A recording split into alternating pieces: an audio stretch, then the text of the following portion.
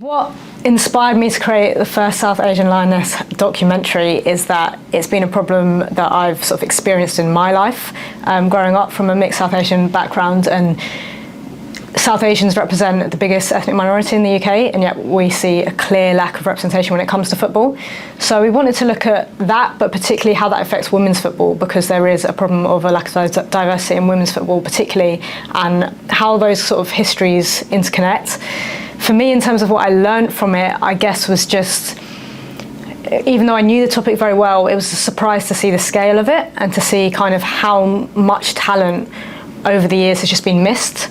And there's a lot of pushback in terms of, well, you know, why do we even care about this? Surely just the best talent gets through. But actually the best talent isn't getting through, because whole talent pools of diverse talent, from whether that's class, whether that's race, whether that's gender, disability, are being missed because they don't have the access. So it was really important to kind of shed a light on those topics.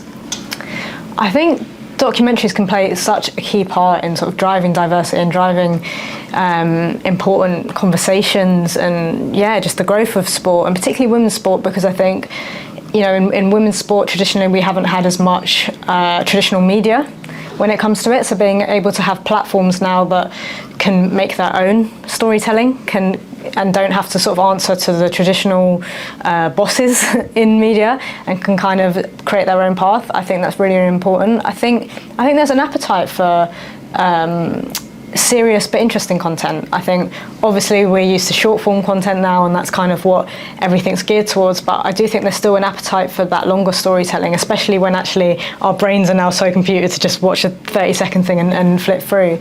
Being able to sit there and actually engross yourself in a whole topic, I think, can be really refreshing.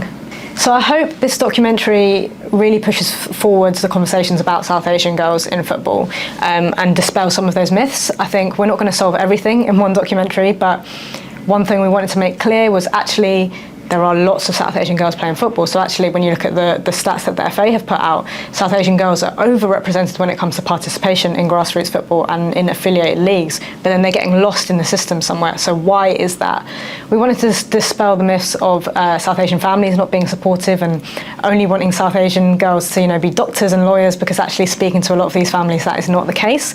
And, you know, these are now 40-year-old parents, 30-year-old parents who have lived in England a long time, love football, live and breathe football, and want their kids to, you know, be the next Leah Williamson, be the next Lauren James, be the next David Beckham.